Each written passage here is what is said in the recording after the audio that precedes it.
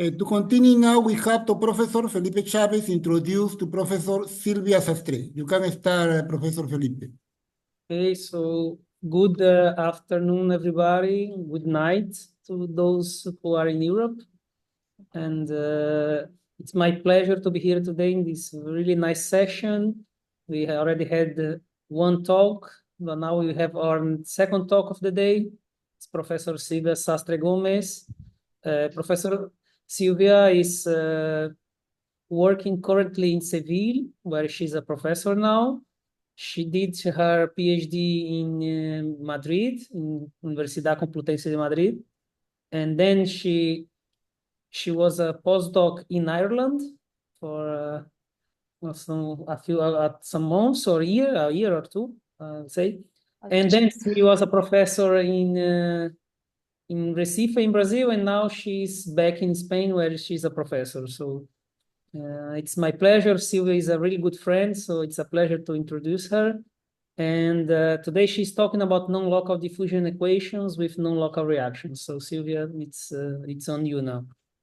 Well, thank you very much for the introduction, Felipe. It's really nice to see you too. And well, thank you also for the invitation to give this talk in this seminar that is very famous now. It's been a lot of years in this seminar. And well, I'm going to talk about this non-local diffusion equation and with non-local reaction, and it's a joint work with Aníbal Rodríguez Bernal from the University Complutense, Madrid.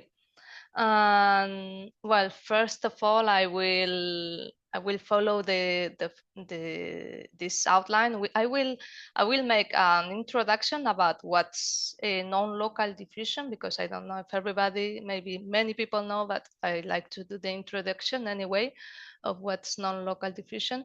And I will speak a little bit about the linear evolution equation. And finally, I will talk about the main objective of this talk, that is non-local reaction and diffusion equation. And I will talk about results of existence and comparison results, and a little bit about asymptotic behavior, okay, of the solutions.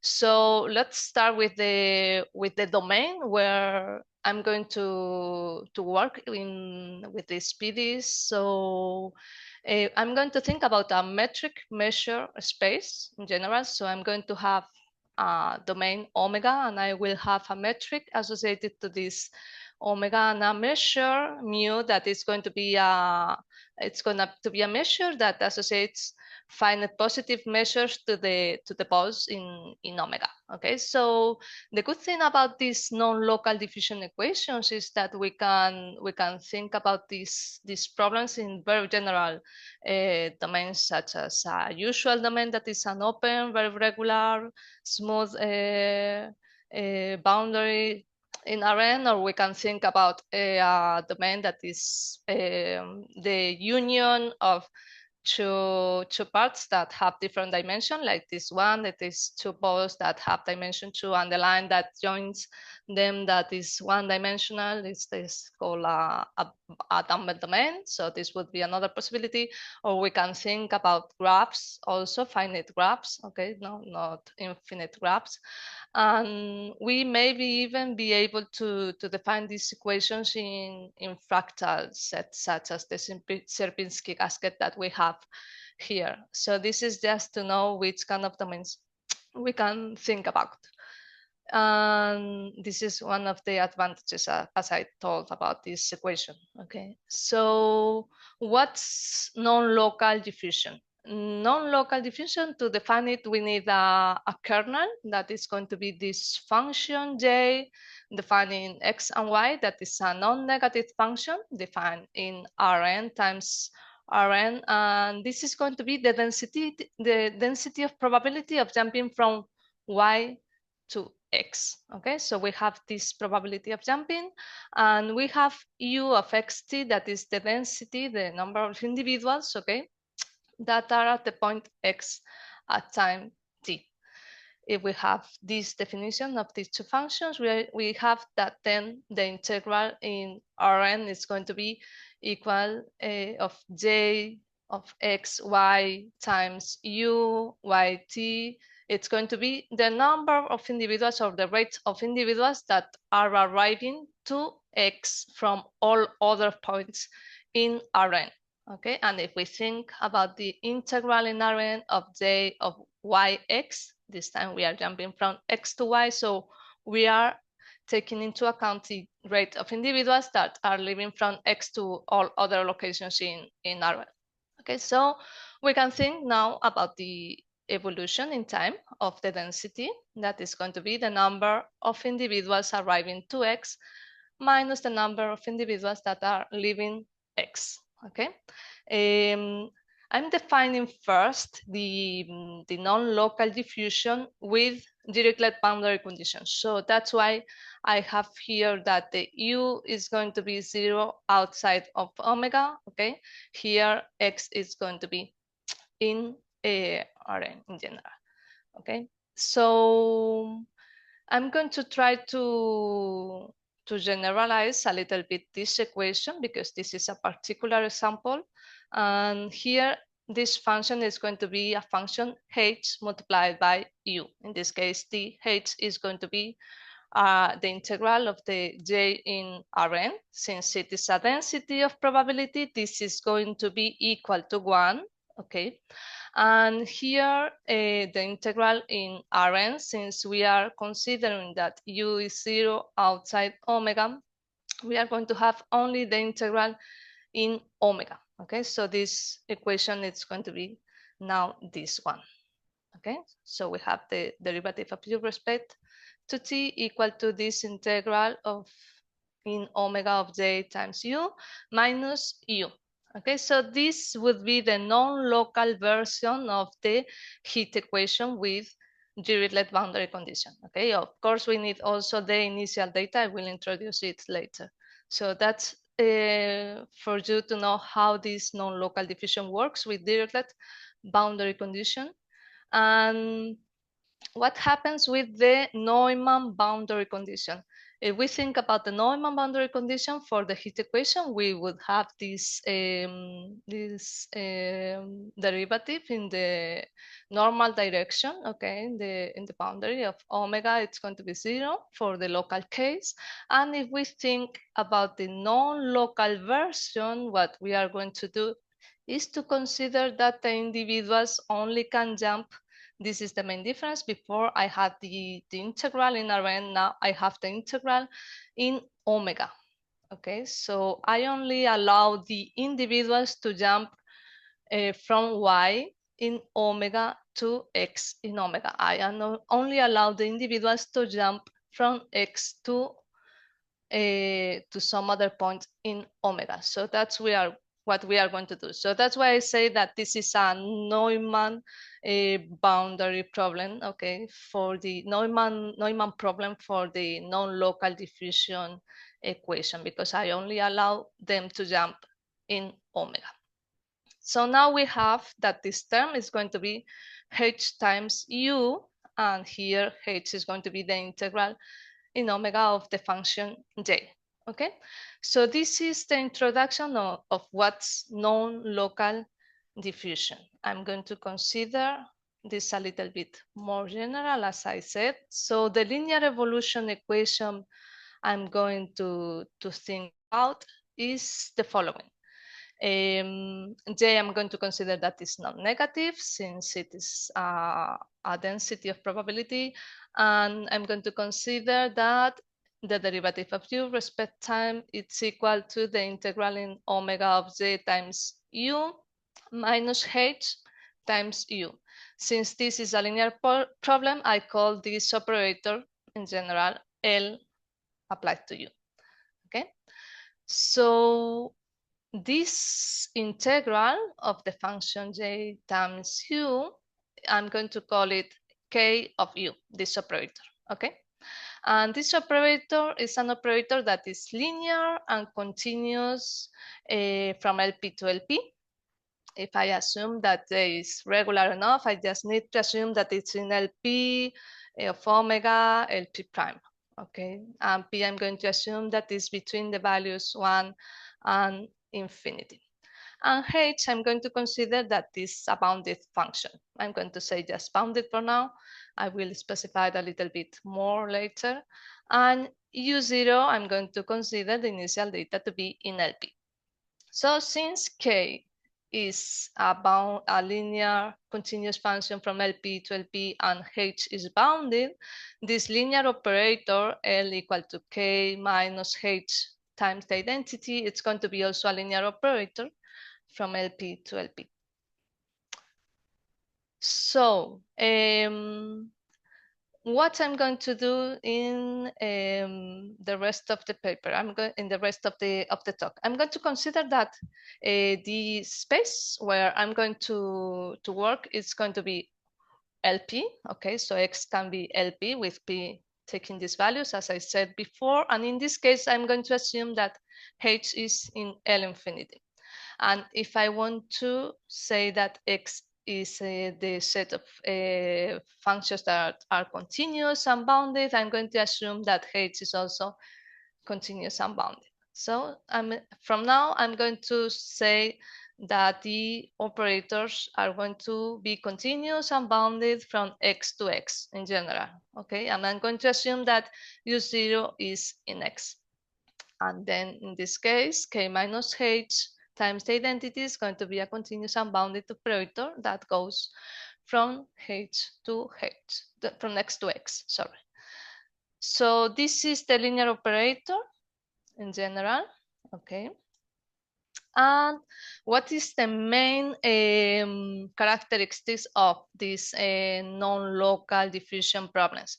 Well, as you know, the heat equation is an equation that regularizes a lot. Okay, and in this case, since we have this problem that has this non-local diffusion, this problem with the regular J, okay, I'm talking about this kernel that is going to be regular. In this case, the equation does not regularize. That's why of this explanation. We have that if we consider h equal to 0 and we consider the equation that is the evolution in time of u equal to ku. So I'm going to take away this other part that I had before. And in this case, I can write the solution of this problem as a group associated to this equation. How can I write it? I can write it as u minus the initial data. Okay, I have here also the initial data. I have not written it here, but I have that u0 is equal to u0. Okay, this is equal to the sum from n equal 1 to infinity of t power n, k power n, divided by n factorial of n times u.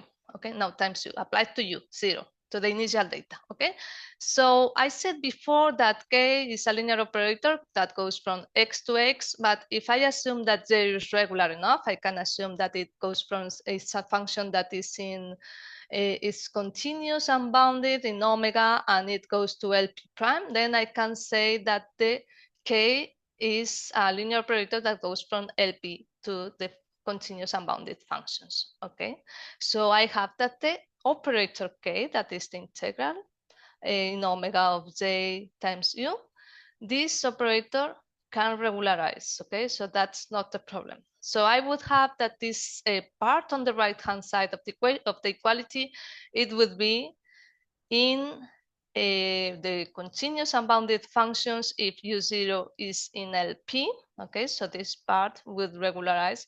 But since I have here the u0, I have that this part is in LP. So that makes the u to be in LP. So that's why I cannot regularize. So that we do not have this regularizing effect that the heat equation has. Okay, so this is one of the main difficulties for these problems. Well, since I don't have that the solutions of the problems regularized, but I have an asymptotic regularizing effect. This is important because I'm going to talk about the asymptotic behavior of the solutions. How does it behave? Okay. So for this problem, if I assume that k it's continuous and bounded from x to x, but it's also compact, okay? And I assume that the function h is strictly positive. Then in this case, I have that the solution associated to the linear non-local diffusion problems with initial data in X can be written as this variation of constants formula, okay, where I consider here the exponential up to minus h times t, 0 plus the integral in 0 t of the exponential of minus h t minus s k applied to u. Okay, so we have that k is compact, so this part of the group, okay, it's going to be compact, and this part, since I assume that h is strictly positive, we have that the norm of this part, okay, of the semigroup goes to 0 as times goes to 0. Okay, so this is what we call having an asymptotic regularizing effect. So we don't have that it regularized, but when time goes to infinity, it regularizes in a sense. Okay, so this is what I wanted to introduce about this linear non-local diffusion problem. And I'm going to start talking about the non-local reaction diffusion equations. So what do we do with the equation? I have that now we are going to add this term, that is the reaction term, that I'm going to denote it by F, and it's an F of X and U. Okay, and this F is going to be, as I said, it's going to be a non-local reaction term. Okay. And how is it? How we are going to consider it? It's going to be given as the composition of M and G. Okay. What's G and what's M? Well, G is going to be a nonlinear function that goes from R to R, and M is going to be the average of U in the ball of radius delta and center x. So M is going to be given by this expression. Here I have 1 over the measure of the ball times the integral in the ball of U. Okay, and this term that is 1 over the measure of the ball, I'm going to call this, I'm going to call this function, I'm going to denote it by A of x, okay? So I'm going to have that M of xu is going to be given by this expression where A is going to be in L infinity because I'm going to make some assumptions to have this. Okay, so this is the main problem that I have now. I'm going to call it 2. It's going to appear a lot. 2 is for the reaction diffusion problem with non-local reaction. Okay, so let's see which are the assumptions that I'm going to make on J and the domain omega. Okay, so I'm going to assume that J is in L infinity omega LP prime. In omega, this is to have that K is the operator of the integral that goes from LP to LP, okay? And we are going to assume that H is in L infinity, and if J goes is a function of the continuous and bounded functions in omega and L1, okay, in omega. In this case, we are going to consider that the space X is going to be the space of continuous and bounded functions, and H is going to be continuous and bounded in this case. Okay, so this is the main assumption on the spaces and J and H. Well, J, as I said before, is going to be non-negative, and I'm going to assume also sometimes that is symmetric, but I'm going to leave it here. This is for the spectrum of the operator, this part, okay? But I'm not going to talk a lot about this today. And what's symmetric? I mean that J of xy is equal to J of yx, okay? This is something that I'm going to need. I'm going to need that J of xy is strictly positive on the diagonal. If I assume that I have an axis X here and an axis Y here, I have the diagonal here that I'm calling. Okay, so J in this diagonal has to be strictly positive. That's what I'm saying here. Okay, for all the X and Y's that have a distance less than R. Okay. And the last assumption, this is to have that the previous A that I said here that was in L infinity is because I'm assuming that the measure of the ball is bounded about from by mu1 and is bounded from below by mu0. Why is that? Because I don't want the domain to be like a cusp, okay, like a large cusp that degenerates the measure of the balls. It could be that the measure of the balls is 0, but I don't want to have that. I want, if I fix a delta, I want to have a constant that bounds the measure of the ball from below, okay, to have that A is in L infinity. This mu1 and this mu0 depends on delta, of course, okay. So these are the assumptions that I'm going to have in all the results, okay? Let's assume that they are for all the results. And under those assumptions, we have these results. I'm going to talk a little bit about which is the regularity for this non-local reaction term, okay? So the M of U, the operator of the function, I'm going to call it M capital M applied to U. It's going to be given by this expression. And it has in particular the regularity that if I take U in L1, of course, since A is in L infinity, this is going to be in L infinity. So M is going to be a linear and continuous operator that goes from L1 to L infinity. If moreover we have that A is continuous and bounded, in this case we are going to have that the operator is going to be a linear and continuous operator from L1 to the continuous and bounded functions. And in particular we have that M goes from LP to LQ and it is compact, okay, for P taking these values and for Q in these values. So in particular, I'm going to have that M from LP to LP is going to be compact. Okay, so I want to know what happens with the operator F. I want to know if it's global ellipsis. So what I'm going to assume is if the function G, I put here the capital G, that is the Nemitsky operator associated to the function G, the small g, okay? If the small g is global ellipsis, then the Nemitsky operator is going to be global ellipsis. So the function F, that is our non-local reaction term F, that is the composition of F of M with G, okay? This function F is going to satisfy that is also globally ellipsis. Okay, and in particular, we are going to have that since M is compact and G is global ellipsis, we're going to have that F from LP to LP. It's going to be compact for P between 1 and less than 50.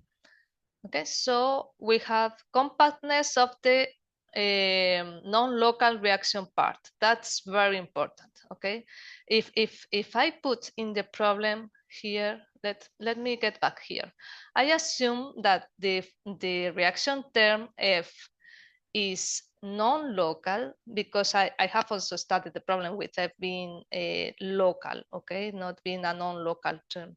And the problem is that I don't have that compacity result that I said that I said right now. Okay, so when I have that the reaction term is non-local, then I'm going to have that df is going to be compact, and that's very important for the asymptotic behavior. So this is an important result. Okay.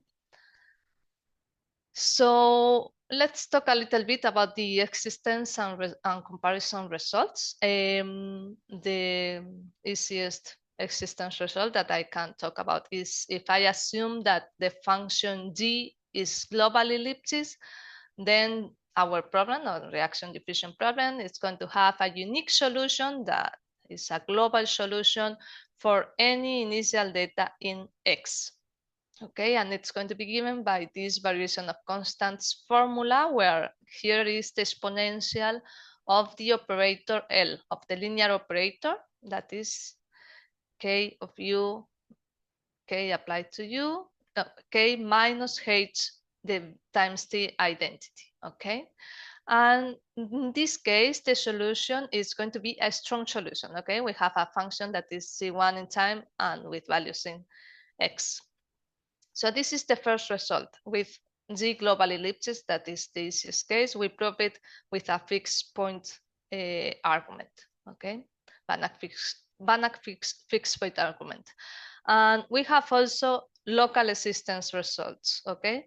If we assume that G is local ellipsis and it satisfies also this dissipativity hypothesis, okay? So the modulus of G is less or equal of C times the modulus of S plus S up to rho, where rho is going to be strictly greater than 1. And I'm going to assume that J in 0 is equal 0, okay? And we are going to assume also that H is bounded from below, okay? Because I have put minus H is less or equal than alpha, but alpha can be any value in R. That's only, so you can see that here I can just consider alpha when I want to bound, okay, these terms.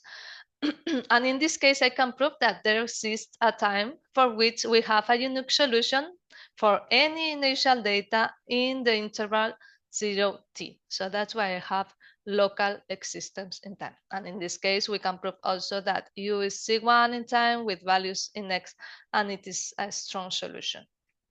Well, to prove this, I use also a fixed point argument, okay? I need a little bit more hypothesis to be able to prove it, but I can prove it. And we prove also that we have local existence, but in this case it's for initial data small enough. So I'm going to assume also that the function g is going to be local ellipsis, and the G satisfied that is bounded by C1 times S plus C2 times S up to rho strictly greater than 1. It's the same bound that I had before. I have separated these constants from this one because I'm going to make an assumption on this constant, okay? I assume also that G at 0 is equal to 0. And in this case, I'm going to assume that H is strictly positive, okay? If I have that the H is strictly positive, then I can prove that there exists a unique global solution to the problem of the reaction diffusion equation with the initial data small enough, okay, with the initial data in X. And the solution is given by the variation of constants formula. I have not showed before. I am taking here now the exponential of minus ht, okay? So I need to add here the linear part of the non-local diffusion and the fu of the reaction term, okay? And in this case, we prove that this solution is also a strong solution. I'm able to prove this. How do we prove this? We use the fact that we know that we have a local existence from the previous result for small time, okay? And then I prove that this solution is bounded, okay? So since I have that is bounded, I use a prolongation argument and I can prove that there exists time for all time t that I want, okay? So this is for any t greater than 0, okay?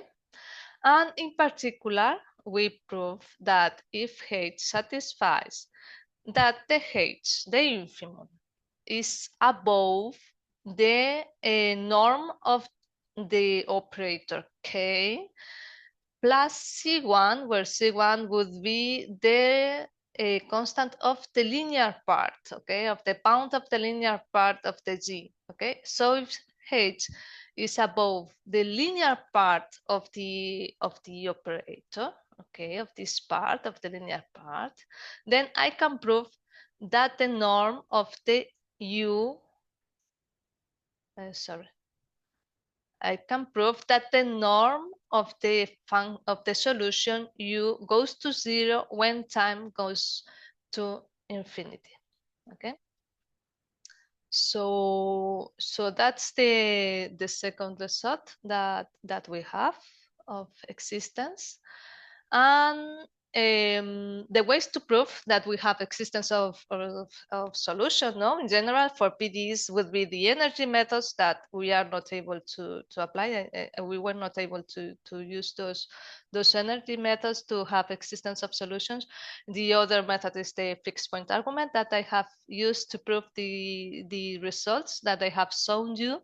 And the other one would be with comparison results. Okay, so what happens with comparison results for our problem? That we don't have comparison results in general. We need to add more hypotheses to have these comparison results. I'm going to show you here a simpler problem. Okay, we have that. We are going to consider the derivative of u respect time is equal to the integral in omega of j times u, okay, minus the mean value of u in the ball of radius theta. We are going to make it the simplest way that we can. Okay, so if we have this equation with initial data u0, I can rewrite it as follows. I have that ut is equal to the integral in omega of j minus this function a of x times the characteristic function in the ball of radius delta and center x times u. So now I have that derivative of u respect time equal to the integral in omega of a new j. I'm going to denote this new j as tilde j. I don't remember which is the name. J. No, sorry, I don't remember the name for this j with this symbol. Okay, but I'm going to call it with this new j. And what happens here? I can choose a non-negative initial data such that the solution is going to be negative for some time. So we don't have comparison result in general. What I'm going to do is the following. I'm going to assume since j is positive, I know that this part without the a is positive, but it can happen that I'm going to subtract something that make it be strictly negative somewhere. So I'm going to assume that it is strictly negative for x and y in this ball centered in x0 at point in omega x0, okay, and radius delta over 2. Okay, so we have that this new j is going to be strictly negative in this ball. I'm going to choose an initial data that is greater or equal than 0, okay, and the support of this u0, it's going to be the ball of radius, the half that we had before, and center x0. So if I consider the derivative of u respect time at time 0, this is going to be exactly the integral in omega of this new j times u0. And this is going to be the integral in the ball of radius delta over 4 and center in x0 of this new j times u0. Okay. Since j is negative and u0 is positive in this ball, then we are going to have that the derivative with respect to time at time 0, it's going to be less than 0 for all the x in the previous ball. Okay. And we have that u is going to decrease in time t equals 0 for all the x in this ball. We know, since we consider that u0 is continuous, we know that the solution is going to be continuous in time and space. So there is going to exist a time t0 that is strictly positive, such that u is going to be less than 0 for all the x in the ball, except taking away the ball of radius delta over 4. Okay, so at this point we are going to have that the solution is going to be less than 0. So the solution is going to become negative, so strictly negative. So we don't have that that comparison result that I was talking to you about. Okay, so we don't have comparison results. What are we going to do to have comparison results? We are going to define a crazy constant, okay, that is, I'm going to denote it beta. Beta is going to be the supremum of this lambda, that is the constant that I can put here. So this subtraction, okay, j minus lambda times a of x, the characteristic of the ball of radius delta and center x in y, okay?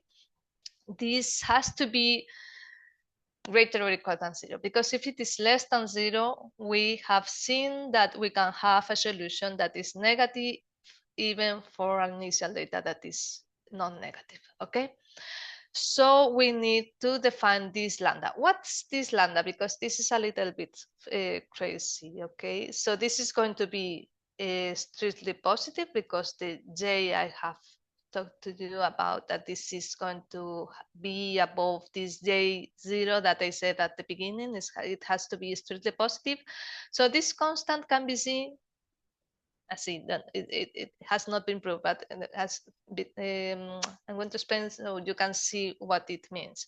It could be seen for a very small delta, okay, as the infimum of j of xx, okay, in the diagonal, the infimum of j of xx times the measure of the ball of radius delta center in x, okay. So this would be more or less what beta means.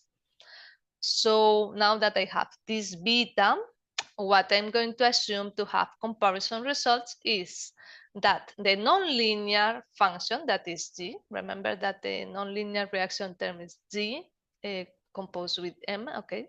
This is a global ellipsis function in general. I'm going to assume that is global ellipsis. And the ellipsis constant, I'm going to denote it by L sub g, and it has to satisfy that is below this constant beta. Okay, so if I have that the ellipsis constant of the g is below this beta, in this case we have these following comparison results. I can prove that if I have two initial data that are ordered, the corresponding solutions are going to be ordered. If j in 0 is greater or equal than 0, then for any non-negative initial data, the solution is going to be also non-negative. If I have that the non-linear term g1 is ordered, g1 and g2, okay, they are ordered, the corresponding solutions for this non-linear part are also ordered, as I say here. And the last comparison result that we have is that if I'm going to define what's a super solution, okay? Maybe most of you know what's a super solution, but I'm going to say that U bar is a super solution for my problem in an interval AB where it exists, okay? If U bar in T is greater or equal than the variation of constants formula here, okay, where I put here U bar and U bar, okay, and we have that U bar is greater or equal than the variation of constants formula, and U underline is going to be a sub-solution if I have the reverse inequality. So U underline is less or equal than the variation of constants formula of the subsolution. Okay, so in this case, I have this comparison result. If U bar is a super solution of my problem, and U is a solution of my problem, and the initial data of the super solution is ordered with the solution, the initial data of the solution, then the super solution is above the solution for all time where they both exist. Okay, so this is the comparison result that I have. For the subsolution, the reverse inequality. Okay, so we are going to do the following. I'm going to use the previous comparison results to prove existence and uniqueness with a nonlinear function g that is going to be local ellipsis. I'm going to assume also that the constant ellipsis of g is small enough compared to j. Okay, so what I'm going to do is to define the following truncated problem. Okay, so I'm going to define the truncation of the function f. Remember that f is the composition of m and g. Okay, so g, I'm going to consider that is a general function that is local ellipsis, and the truncation, global ellipsis, I'm going to denote it by gk. It's going to be equal to g in all the s where the modulus of s is less or equal than k. Okay, I'm going to define fk equal to the composition of m with the gk. Okay, in particular, if the modulus of u is less or equal than k, I can see here, okay, that the modulus of m in u is going to be less or equal than k, because I'm going to have the measure of the ball divided by the measure of the ball, that is this a. So I'm going to be left with the k. Okay, so fk, the truncated global ellipsis of the f, is going to satisfy that fk at u is going to be f at u for all the u's that their modulus are less or equal than k. Well, what's the existence result that I'm going to prove?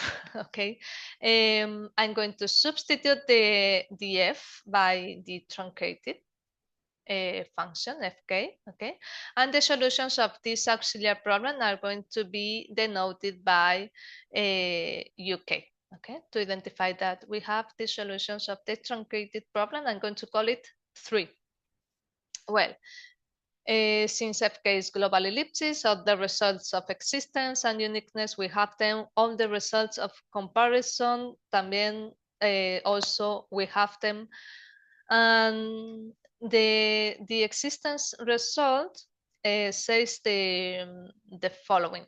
If we have, in this case, I'm going to prove this only for L infinity and continuous unbounded functions, not for LP. Okay, in this case, if G is local ellipsis and we have that, in this case, H0 minus H is bounded by alpha s. This is normal because I'm always going to have this alpha. Okay, I only write it here so it can be easier to see.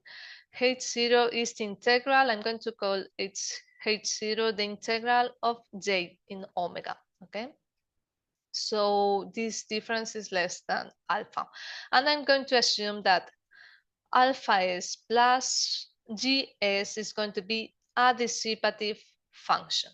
Okay, so since it is dissipative, I'm going to define, or to denote it, or define H0 as the supremum of the zeros of this function, the positive zeros of this function. Okay, since it is dissipative, I'm going to have that is less than 0 for all the s above A0, and the alpha s plus ds is going to be strictly positive for all the s below minus A0. Okay, so that's what S0 means. We are going to assume that the ellipsis constant of jk0, that is the truncation of the g, this Lipschitz constant has to be below the beta. That is this constant, this crazy constant that I told before. Okay, if I have that the Lipschitz constant is below beta, the norm of U0 is below K0, where K0 is above this A0. In this case, I can prove that I have also existence of a global solution that is given by the variation of constants formula is a strong solution, and it is unique, okay, in this space where the solutions are bounded by K0. Okay? In particular, we are able to prove also that the limit when time goes to infinity is less or equal than A0. Well, I think I don't have so much time, so I'm going to skip this sketch of the proof, and I'm going to talk about the asymptotic behavior of the solutions. What we have proven about the asymptotic behavior of the solutions is that if J is not negative, we have this constant beta that is the same that I had before. I have that the nonlinear term G is globally Lipschitz, and the Lipschitz constant is below beta. Okay. And there exists this constant C and D such that the G is dissipative in this way, okay? And the spectrum, the infimum of this spectrum is great of minus L minus C times M, where M is the mean value of the function in the ball of radius delta. If this is above a delta greater than 0, this is another delta. It's not the same delta. Okay, let's call it delta bar.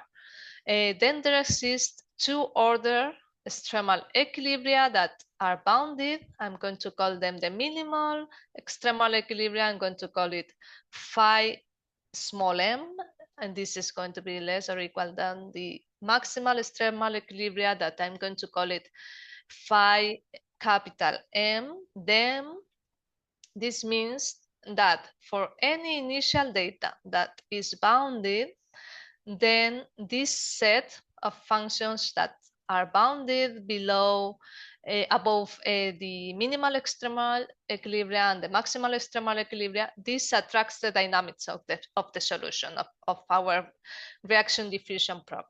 Okay. In this case, this means exactly the following: that for any initial data that is bounded, there are going to exist two functions, underline U and bar U, where the solution, this is going to be the solution that I'm going to denote it here with the semigroup, okay, ST of U0, is going to be between these two solutions. And the limit of these solutions when time goes to infinity is going to converge to the minimal extremal equilibria and to the maximal extremal equilibria in LP. Okay? And in particular, if the H is continuous unbounded and the A is continuous unbounded, then these extremal equilibria are continuous unbounded, and the limit is uniformly in compact sets in L infinity log. Okay, so we have this result that we know that the solutions are going to enter between two extremal equilibria when time goes to infinity. Okay, and we have also the property that the solution of the reaction diffusion problem is asymptotically smooth. So it has the same property of the linear problem that I said at the beginning, because I'm going to have that the semigroup, okay, of the solution is going to be defined as this. Okay, so this is the semigroup associated to the linear part. It's going to be asymptotically smooth because we proved it at the beginning, and we have now that the F is compact. Okay, we have a known local reaction term that is compact. So we have one part that is compact and one that is asymptotically smooth. So we have that the semigroup is asymptotically smooth. And this allows us to prove that if the measure of omega is bounded, okay, then under hypothesis of the extremal equilibria, then and assuming that K is compact, okay, to have the previous result of asymptotic regularity, and H in particular is strictly positive, okay, in this case we can prove the existence of a global attractor A that is bounded and it is connected, okay. So this is all I wanted to talk about. These are the two papers where the linear part is, where the local reaction part is, and we are going to send now the non-local reaction part. Obrigada pela sua atenção. Okay, so thank you very much, Silvia. So now we go to the questions and comments. Does anyone has any question or comment? You can even use the chat. Okay, es fácil. Si alguien tiene alguna pregunta, puede hacerla en castellano. Obviamente Silvia la contestará. Así que es fácil. Em português também, quem quiser perguntar, También. pode perguntar em português e em inglês. Então, fiquem à vontade aí. Si alguien tiene alguna pregunta. Hola, yo quiero preguntar una cosa. Hola, Sí. Silvia. Hola, Johnny. Primero, gracias por la presentación, que me ha parecido que lo has explicado muy claro y ha estado muy bien así sobre estas ecuaciones. Y bueno, una curiosidad era porque has supuesto en varios resultados esa condición o esa suposición de que la constante elipsis sea menor que un delta, menor que Que un una beta. beta, ¿no? Era saber si recordabas en qué momento o por qué eso es importante o Ya, sí, me ha llamado la atención. Eso, sí, buena, esa es buena la pregunta, sí. por si te acuerdas de Sí, eso, sí. claro. Pues la cuestión es la siguiente. Yo conseguía probar existencia local, ¿vale? En general, ¿vale? Lo único que yo no digo exactamente cómo de pequeños son los datos iniciales, porque, bueno, va a depender de la G, va a depender de varias cosas. Entonces, aquí de alguna manera se da una idea de cómo pueden ser los datos de pequeños. Espera, a ver si consigo llegar aquí. Está relacionado con los datos, ¿no? Con la dimensión o la... Es que cuando, esto, claro, lo he tenido que pasar un poco deprisa, ¿vale? Porque ya, ya se me acaba el tiempo, digo, uy, me extendí un poco. Lo que pasa es lo siguiente, yo consigo decir cómo de pequeño es el dato en este caso, ¿vale? Es un extra que yo puedo decir y que puedo probar estos resultados usando comparación, que es una cosa bastante habitual, ¿vale? Entonces puedo decir, vale, ¿cómo de pequeño necesita ser el dato? El dato necesita ser pequeño como K0, pero el K0 depende también de cómo sea la constante elipsis asociada a la G, ¿no? Porque necesito que la constante elipsis de la G esté por debajo de este beta, ¿vale? Entonces, es un poco otra manera de demostrar existencia global de solución, ¿vale? Para un dato suficientemente pequeño y tener algún tipo de control de cómo de pequeño es comparado con la G que tú cojas. Un poco, Ya, ¿sabes? Es un poco, admito que no es el mejor resultado del mundo mundial, ¿vale? No lo voy pero a para vender saber, como tal. sí. Pero bueno, es como conseguimos probarlo, porque estábamos acostumbrados a usarlo con reacción local, lo probamos todo con comparación. Y claro, llegamos a este problema con reacción no local y nos encontramos con esa dificultad, que ahora no tenemos comparación así de fácil, ¿sabes? Ya. Entonces empezamos a ver cuáles son las hipótesis que necesitamos meter para poder probar ese resultado de existencia ahora con la G localmente elipsis. Mm. Mm, Pues muy bien, muchas gracias. Está relacionado entonces con los datos esos. Sí, sí, sí. Vale, gracias, Silvia. Gracias, Johnny. Mm. So, hay una pregunta, Silvia, en el chat. En el chat. ¿De resultados de continuación única o estimaciones de Kahneman? Uf, no, no, por ahí no sé, no te sé decir, la verdad. No sé quién me ha hecho la pregunta, perdón que no. Sí, es Luis Yapú. Vale, no, lo siento, Luis, no lo sé, no lo sé. No lo sé, los resultados de continuación única y resultados de Kahneman para este tipo de ecuaciones, no lo sé. Yo alguna vez lo he pensado, pero no he conseguido llegar a buen puerto. No te voy a mentir tampoco. Bueno, yo en relación a eso, Silvia, tengo una pregunta, pero ya no incluso sin la no linealidad, porque yo creo que La pregunta Claro, que... yo lo he intentado con el lineal, ¿eh? No me he Pero metido con la no linealidad, ni mucho menos, claro, sí, sí. para tu operador el operador Mm, K menos HI, por ejemplo, ¿puedes sí, hacer un análisis espectral en casos concretos, ¿no? Y encontrar el espectro del sistema? O, porque yo, bueno, creo que sí, ahí sí que sería el sí. primer paso para entender cosas de continuación única, Sí, sí. sí. El espectro, de hecho, de K menos H por la identidad, ¿no? Pues es la imagen de la H, básicamente. Sería el espectro continuo, ¿vale? Del operador. Y luego tendría una serie de autovalores que van convergiendo a esta imagen de la H. Ese sería el espectro del operador. Mm. Bueno, ahí sería una Sí, dirección para sí, entender eso de sí. continuación Yo única, si pero alguien se mete conmigo a intentar lo de la continuación única, yo lo intento, pero yo sola no lo he conseguido ver, la verdad, no lo sé. sí, sí. Bueno, yo creo que eso sí que es complicado Sí, yo realmente. creo que no es trivial, No yo creo que con- es no una cuestión que no es trivial. Mm. conozco, yo conozco resultados de control, pero en casos concretos que te daría algo de continuación única, pero son casos muy específicos. Ujú, No, un resultado general yo creo que no lo hay. ujú. Bueno, ¿alguna otra pregunta, comentarios? Si no, yo creo que podemos terminar, ¿no? We can finish now, Juan. ¿Podemos Eu terminar, posso Juan? perguntar uma coisa? Ah, Sí, alguém quer perguntar? É sí, sí. Luísa.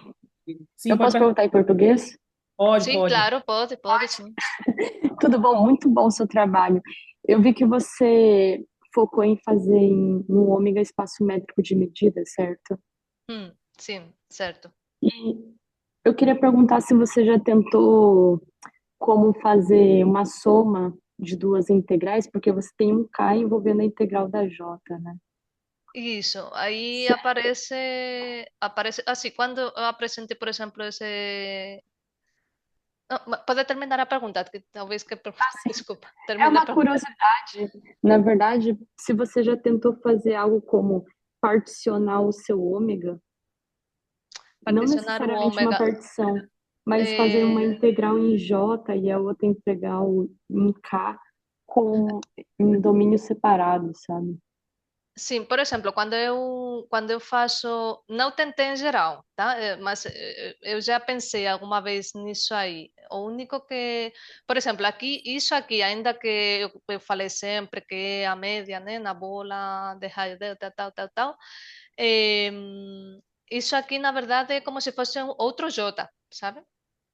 Uhum, Então, isso aqui já é sei. uma ideia do que acontece com um termo de reação que seria outra J, né? Outra convolução, né? Ah, De certo. alguma Sim. forma. Eu estou pensando justo agora um problema relacionado com isso, sabe? Que estamos considerando um termo não local, também aí, mais geral.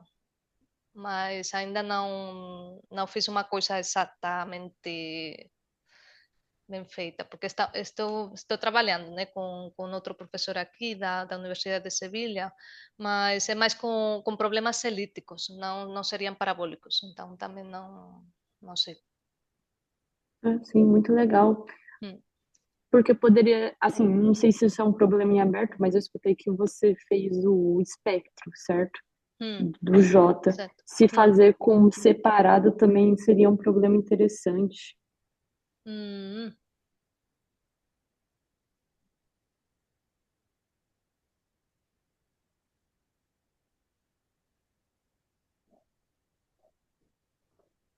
Assim, estou pensando, né? Se você adiciona outro termo não local, né? Que seja em outro domínio, né? Tem que ser que seja em outro domínio, talvez, né? Sim, Mas se sim. é em outro domínio, eu posso. É porque assim, eu posso juntar, eu penso. Se eu pensar, né, de eu juntar um termo não local com outro termo não local, se eu considerar as duas integrais em ômega ou em outro domínio que seja distinto, eu ainda posso considerar eles dessa forma, com uma característica, sabe? Eu posso juntar eles na mesma, no mesmo termo. Não sei se estou me explicando muito o que eu quero dizer. Sim. sabe? Se eu considerar outra J aqui, em outro domínio, eu posso subtrair aqui ou adicionar, né? Não sei se você está pensando numa soma ou numa subtração. Se eu somar, eu simplesmente estaria somando um J mais outro J multiplicado por uma característica no outro domínio, sabe? É que esse seu núcleo não vai ser mais contínuo, né? Isso, o único que, assim, É. o núcleo não vai ser mais contínuo. Assim, o nosso J, em geral, o nosso núcleo, ele não necessariamente é contínuo. Eu falei muito de que posso ter espaços no NLP e eu posso ter espaço nas funções contínuas ilimitadas, né? Mas eu tenho a maioria dos meus resultados são no NLP, muitos. Ah, certo. Então, não necessariamente é contínuo. Não sei se você está falando da continuidade do operador, mas ainda eu teria a continuidade do operador. Não ter a continuidade do núcleo não quer dizer que eu não tenha a continuidade do operador. Certo. Compreendi. Muito obrigada. Por nada. Muito legal o seu trabalho. Obrigada.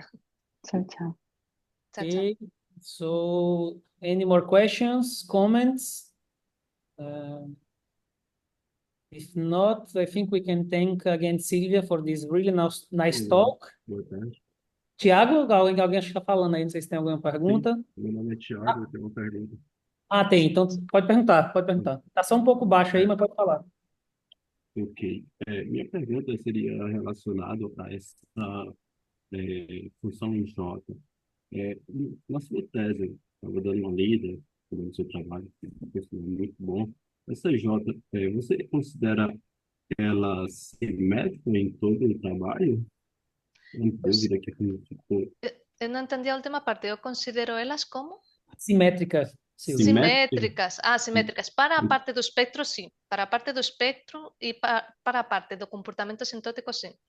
Por quê? Porque eu preciso da simetria para poder estudar o espectro, tá? Porque eu uso o fato de estar em L2 e eu uso que ele seja autoadjunto.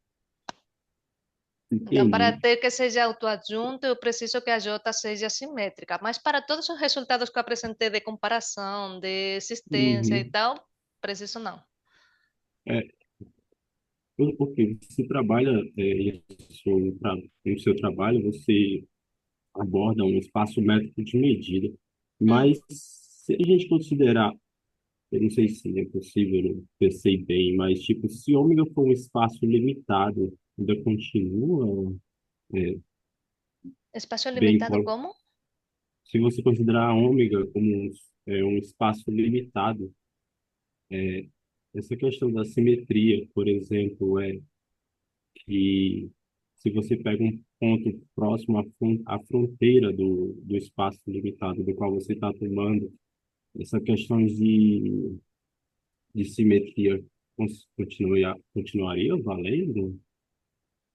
Hum, Porque eu sim, estava não estou pensando, entendendo muito bem qual é o problema. Não estou entendendo. a questão é que eu estava refletindo um pouco se você Hum, consideraria um núcleo simétrico é, em um espaço limitado, hum. tá? Que a integral de jxy com relação a y fosse 1, e a integral de jyx com relação a y continuaria dando 1 ainda, se você tomasse x muito próximo à borda do espaço limitado do qual você está trabalhando. Você está considerando que ômega? É um espaço limitado? Sim, mas assim, quando eu considero a integral em ômega é porque estou definindo minha equação está definida em ômega, né? Uhum. Então, não tem problema com a fronteira, não sei qual seria o problema com a fronteira e a simetria. Não estou conseguindo ver qual seria o problema. É porque essa j você considera como uma função de densidade de probabilidade, Sim, correto? você está falando de que seja 1 a integral? Sim. Isso? Isso. Aham. A integral tem que ser 1 em todo Rn, não em ômega. Hum. A Ok, integral é uma em toda Rn, porque eu estou considerando que J é a densidade de probabilidade de pular, em geral, né? Mas se, pode considerar que é somente em ômega, aí você decide, mas também não teria entendi. problema de simetria, porque você estaria definindo a integral em ômega É, porque, por exemplo, diretamente. naquele problema de Neumann, quando Hum, ela escreve o problema de hum, Neumann, eu sim. eu posso não ter entendido muito bem, mas aquela integral que acompanha esse segundo termo, tá, Ela tem que ser menor do que 1, né? Você está dizendo, ah, né? é, Essa aqui. sim. Hum, Ok, sim, não necessariamente você está considerando igual a um nesse problema de não, Neumann, ok? Entendi. não. Então, as constantes não seriam soluções estacionárias para a Isso, EDP. Ah, exatamente. entendi. Isso, por isso que Ok. o problema também é chamado de Neumann, né? Porque tem Uhum, essa similaridade com a equação local, né? uhum, É por entendi. isso. Então, tipo, qual a solução constante seria a solução estacionária para essa EDP? Então, entendi, essa era a minha dúvida. Tá, tá certo, Tiago. Ok. Mais alguma pergunta, pessoal? Comentarios, preguntas. Bueno, en el chat no tenemos nada, así que creo que ya, bueno, vamos con bastante tiempo ya de presentaciones, así que, bueno, agradecer Silvia más una vez y a Alberto por las dos buenísimas charlas de hoy. And we see you again in 2 weeks, right, Juan? In 2 semanas, ¿no? Yes, yes, yes. Thank you, Felipe, and thank you a lot, Professor Silvia Sastre, for your amazing talk.